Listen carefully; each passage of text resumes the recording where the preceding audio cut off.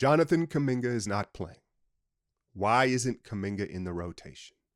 I think is one of the top questions amongst our fan base early in the season. You consider the slow start.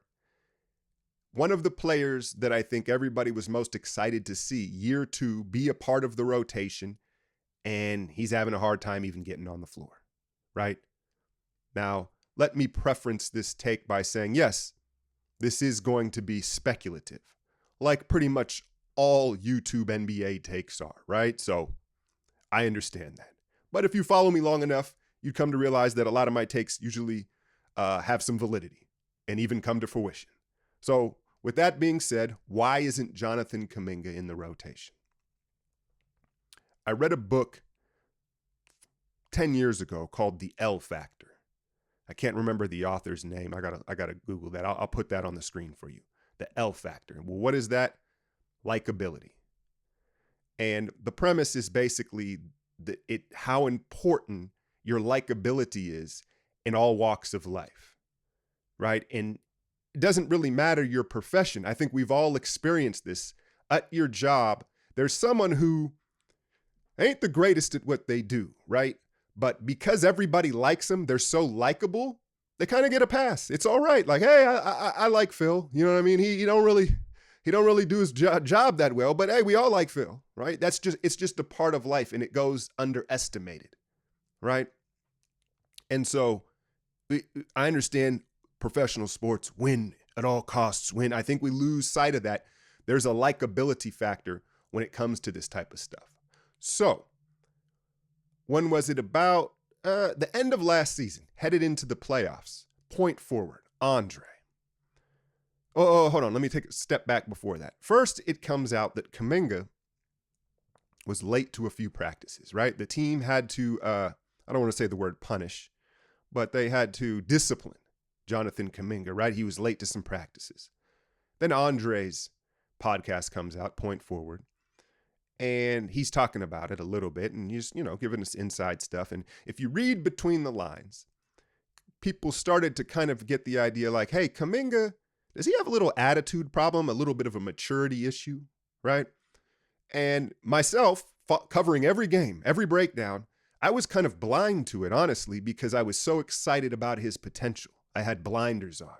But as it was brought to my attention, I'm looking game to game. I'm looking at him on the bench, and when he comes in, and I'm like, kind of looks like he does have an attitude problem. Just bad body language, right? And look, he's 19 years old. What 19-year-old doesn't have an attitude problem? I'm not trying to persecute him for that, but that's what it seemed like it was, right? So then there was the championship party, right? And Stephen A said that Kuminga's not doing what he's supposed to do, and then the players defended him. Fine. Again, this is very speculative. I understand that. Now, let me expand on the question, okay? Because it's not really just why isn't Kuminga playing, it's why isn't Kuminga playing and James Wiseman is? Because they're really in the same boat, right? Young, inexperienced players that need experience, a lot of potential. And now I bring it back to that L factor, that likability. And I know I'm going to get some pushback on this because of how speculative it is. But I watch, if you look at my breakdowns and stuff like that, I watch body language. I watch it all as much as I can. And you look at how the other players talk to Wiseman, the coaches, right? And he seems, he's a soft-spoken kid. He seems like he listens very well. He tries very hard, even if it's not, resulting in great execution. He's trying. He's very respectful. Right? And so his L factor, his likability seems a lot higher than Jonathan Kuminga from the outside looking in. And so again, I know there's pushback on this, but I think that may be part of the equation. Even if it's just a little bit, James Wiseman is just more likable. So there's that part, right? Now, the second aspect of why Wiseman may be playing and Kuminga's not, he was the number 2 pick. They just have more invested in him. Financially speaking, they bring in Milhovic, right? Jokic's center coach. Not to mention the fact that, again, reading between the lines, James Wiseman seems very much to be a Joe Lacob pick, right? He has claim to James Wiseman, and he has a lot invested in his success, right? So there's just more investment in Wiseman, so he's going to get the nod, right? So these things, again, very speculative, but could be part of the equation. But I think the one thing that hasn't been talked about that I was thinking about as this question was really proposed to me was, and shout out to who proposed this question. Let me give them credit, because it was someone on Twitter. I don't want to mispronounce this. Anus Hoops. But he asked me this question, right? And so as I'm thinking about it, I'm like, you know what? Let's just look at the rotation. And this is the standard answer that the coaches will give you.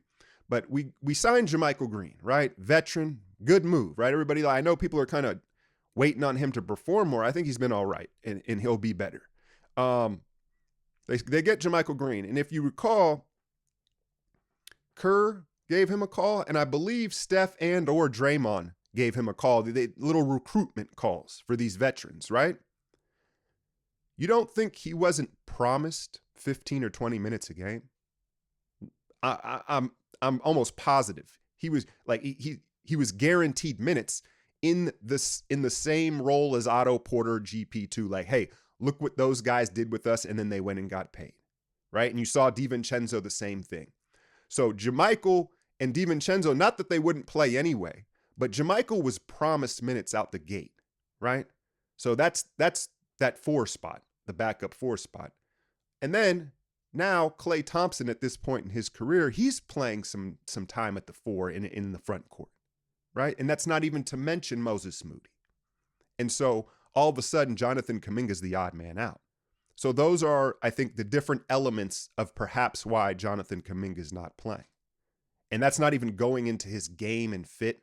But I bring it back to the question of, why is Wiseman playing and Kuminga not, right? Because again, someone will put in the comments, well, he's not ready. He can't help. He's not good yet.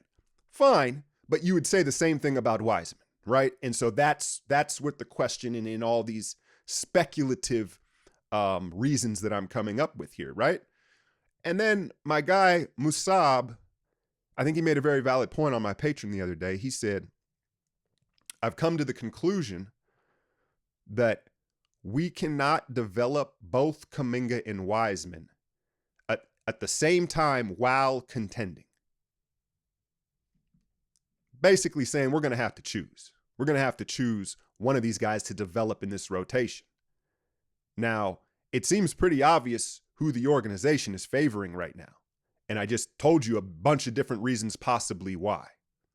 But I think if you ask the fan base, the interesting thing is most of them are going to lean towards Kuminga just because he's the more natural ball player. As raw as they both are, right? I think the consensus is, hey, if you had to pick, if we could only keep one, we got to trade one of these guys to just bring in another vet.